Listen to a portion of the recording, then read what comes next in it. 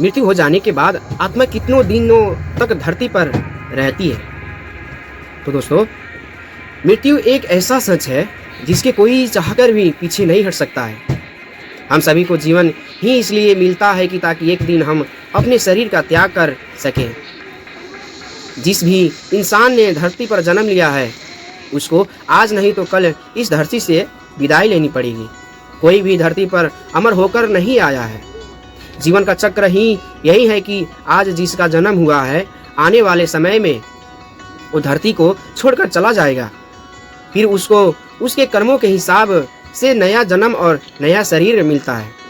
हालांकि हर कोई मृत्यु जैसे सच का सामना करने से डरता है, लेकिन बावजूद इसके सबकी यही इच्छा होती है कि वो इसके बारे में जाने।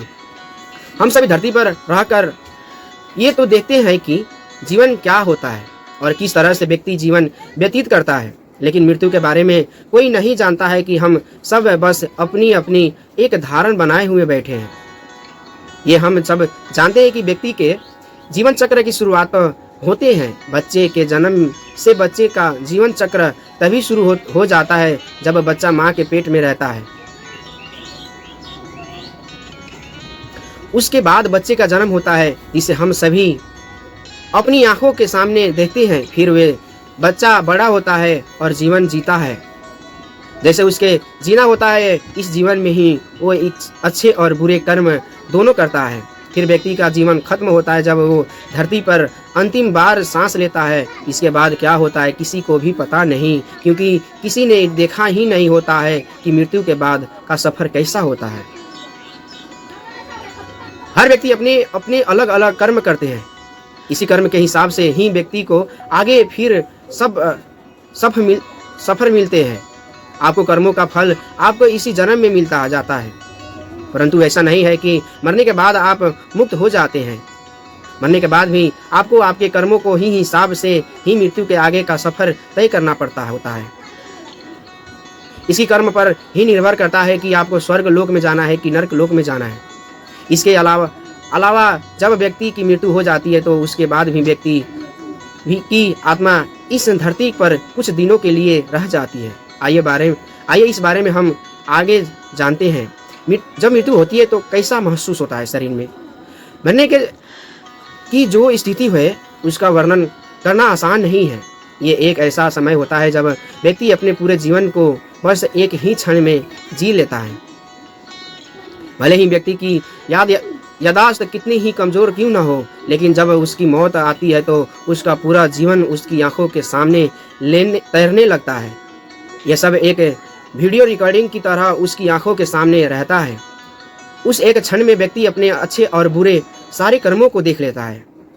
जब व्यक्ति की मौत आती है तो उसकी जितनी ही इंद्रियां होती है शिथिल होने लगती है, लेकिन यादाश्त उसे उसकी सभी पुरानी बातों पर वापस ले जाती है। जो व्यक्ति ने पूरे जीवन में किया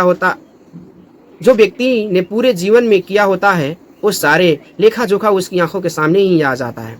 इस समय व्यक्ति कोशिश तो बहुत करता है कि उसके मुंह से कुछ शब्द निकल सके, लेकिन वो कुछ भी बोल पाने में असमर्थ हो रहता है। जब व्यक्ति मरने लगता है तो उसे लेने के लिए 2 यमदूत आते हैं। यदि यमदूत व्यक्ति को नजर आने लगते हैं तो जिन लोगों ने अपने जीवन में अच्छे कर्म किए होते हैं उन्हें कोई दिक्कत नहीं होता है और उनके प्राण आसानी से शरीर से निकल जाती है।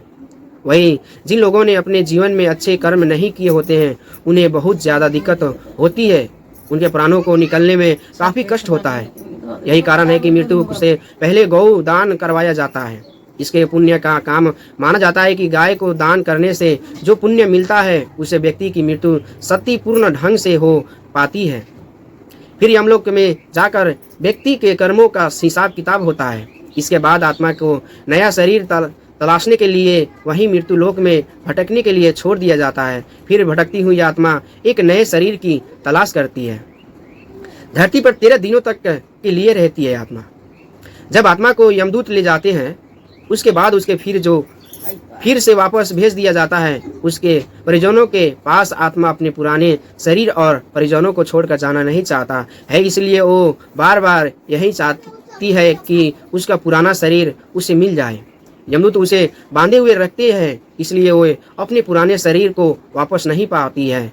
जब जब 10 दिन बाद आत्मा की संतान उसका पिंड दान कर देती है, उसके बाद उसको जाने की शक्ति मिल जाती है। बस इसी के बाद उसको नया शरीर तलाशने के लिए शक्ति मिल जाती है। आत्मा को नया शरीर मिलने में लगभग 47 दिन तक का समय